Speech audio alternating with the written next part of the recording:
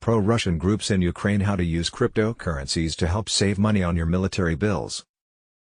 According to a study report released on Monday, pro-Russian organizations are raising money in cryptocurrencies to support paramilitary operations and get over American sanctions as the war with Ukraine continues.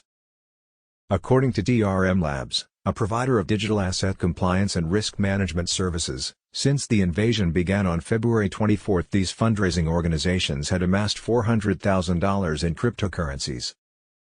According to research, organizations are providing options for people to contribute money to militia groups with ties to Russia and to finance combat training in areas near to the Ukrainian border via the encrypted messaging app Telegram.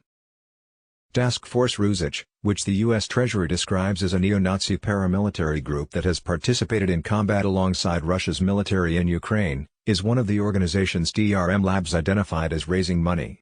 Task Force Rusich has received approval from the Office of Foreign Assets Control, OFCA, of the Treasury Department.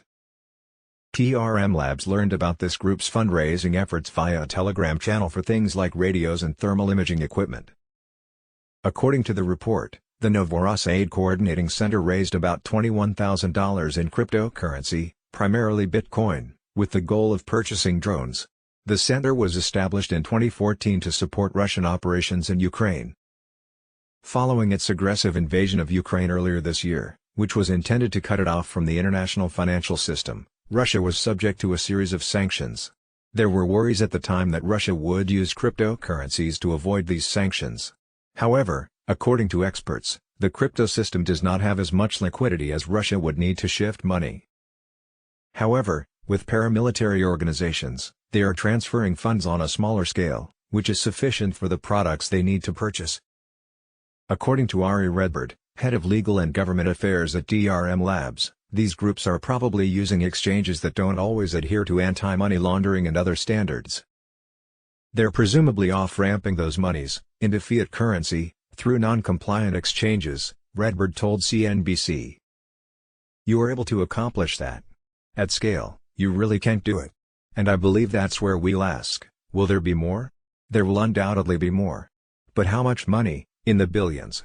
Extremely unlikely. The Russian-linked groups were found by DRM Labs using a mix of publicly available wallet addresses, cross-checking other websites, and online activity, according to Redbird.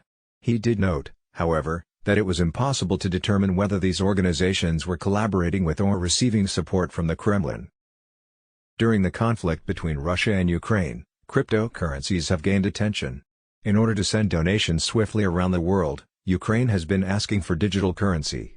These days, though, Russian paramilitary organizations are also using them. I think an interesting aspect of this narrative is that in these situations, cryptocurrency is only a means of payment. It is a method of moving money. And there are examples of it being used in this context for good and negative, respectively, Redbird said.